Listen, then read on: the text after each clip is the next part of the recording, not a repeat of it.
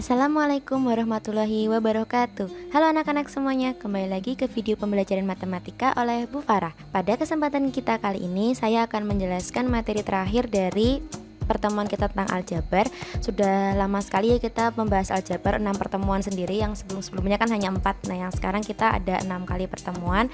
Dan untuk yang kali ini sebenarnya bukan materi terakhir, masih ada materi FPB dan KPK dalam aljabar. Itu nanti akan saya berikan PDF-nya saja ya, biar tidak terlalu banyak juga materi yang saya jelaskan, supaya tidak terasa terlalu banyak juga materi yang kalian tonton. Oke? Baik, kita akan melihat sekilas tentang apa saja yang sudah kita pelajari dalam aljabar itu. Yang pertama ada perkenalan tentang aljabar, perkenalan tentang konsepnya yang ada kardus, jeruk, buah lain dan lain sebagainya itu. Kemudian kita juga belajar tentang operasi aljabar yang pertama, yaitu tentang penjumlahan dan pengurangan dalam aljabar. Ingat ya, yang dijumlahkan dan dikurangkan hanya boleh yang satu suku. Kemudian ada juga operasi aljabar yang kedua, yaitu tentang perkalian aljabar, mulai dari perkalian yang mudah sampai perkalian yang sulit, tentang distribusi, perkalian distribusi itu. Kemudian yang keempat kita juga belajar operasi aljabar yang ketiga tentang pembagian aljabar, yang ini juga sederhana. Dan yang kemarin kita belajar tentang perpangkatan aljabar, yang sama hampir mirip seperti perkalian ya, konsepnya menggunakan konsep perkalian, tapi ya sekitar seperti itulah cara menyelesaikannya. Dan dari perpangkatan aljabar itu kita mempelajari tentang pemfaktoran aljabar, yang mana pada pertemuan kali ini kita akan mempelajari tentang cara menyederhanakan aljabar. Ini nggak terlalu kelihatan, nggak apa-apa lah ya. Mempelajari menyederhanakan aljabar ini kita menggunakan konsep-konsep yang sudah kita pelajari di sini tadi. Nah, keenam konsep ini nanti akan kita pakai semua dalam menyederhanakan aljabar yang tingkat lanjut ini. Jadi kalau misalkan kalian masih belum paham, silahkan ulang lagi video-video sebelumnya.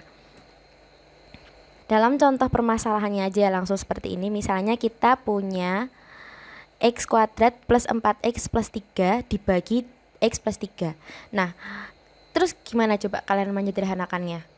Coba mungkin kalian bisa mempause video ini dulu dan mencoba cara menyederhanakan aljabar ini. Kalau sudah, kita langsung lanjut yuk. Bagaimana ya kira-kira? Nah, apakah kalian menyelesaikannya itu seperti ini? X kuadrat plus 4x plus 3 dibagi x plus 3, kalian coret x sama x-nya dan 3 sama 3-nya. Apakah seperti itu cara kalian menyelesaikannya? Nah, hati-hati ya. Meskipun ada X dan 3 seperti ini, nggak boleh langsung dicoret. Kenapa nggak boleh langsung dicoret, Bu? Perhatikan, ini ada penjumlahan loh. Kayak yang kemarin boleh? Ya, yang kemarin boleh, karena yang kemarin itu operasinya perkalian atau pembagian. Ingat ya, operasinya perkalian atau pembagian baru boleh dicoret seperti ini. Nah, kalau yang seperti dicoret, terus hasilnya x kuadrat plus 4 sisanya, maka jawaban kalian itu salah atau tidak tepat. Ya, itu nggak boleh dipakai cara seperti itu.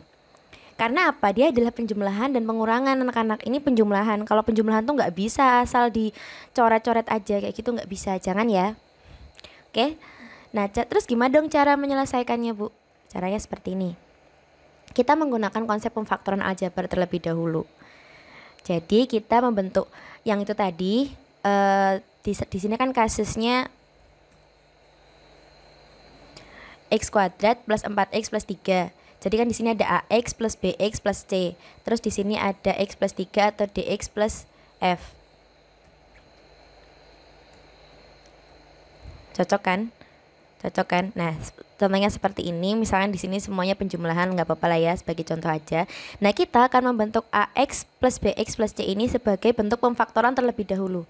Nah, kalau sudah seperti ini, dia kan ada perkaliannya.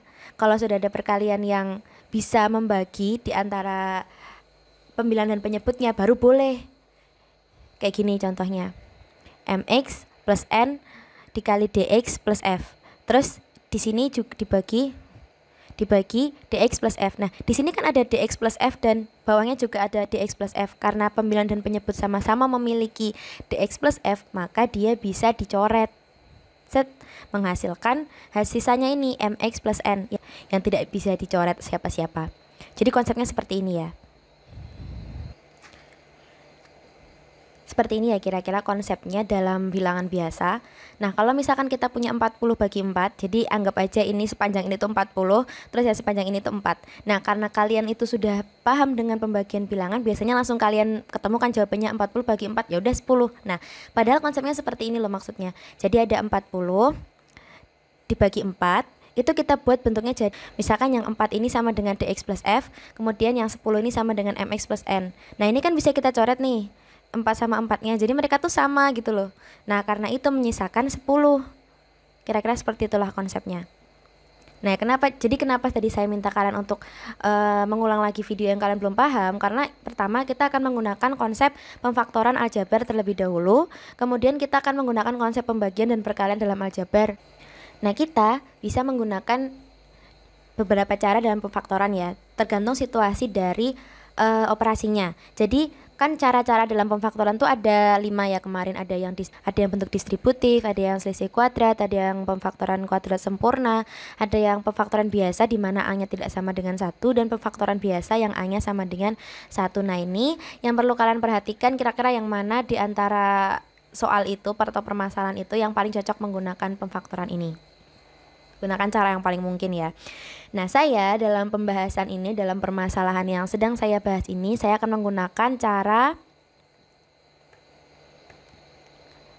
ini, pemfaktoran bentuk ax kuadrat plus bx plus c di mana a-nya sama dengan 1. Maksudnya seperti apa sih Bu, a sama dengan 1?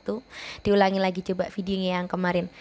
Jadi yang a-nya sama dengan 1 tuh ini loh. Jadi x-nya tuh tidak punya koefisien yang nampak karena 1 kan nggak usah ditulis ya.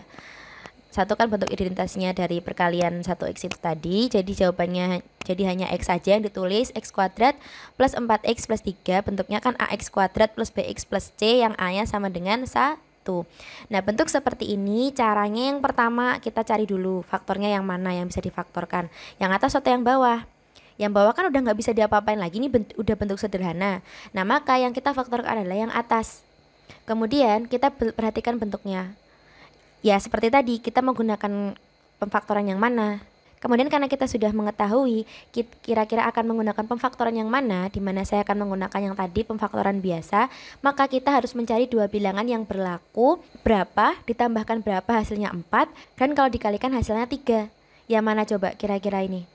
Berapa angka yang kalau dikalikan menghasilkan 3 dan dijumlahkan menghasilkan 4? Ya, betul. Jawabannya adalah angka 3 dan angka 1. 3 ditambah 1 hasilnya 4. 3 dikali 1 hasilnya 3. Sehingga 3 dan 1 ini masuk ke dalam x plus 3 dan x plus 1 kemudian dikalikan. Ini adalah pemfaktoran dari x kuadrat plus 4x plus 3.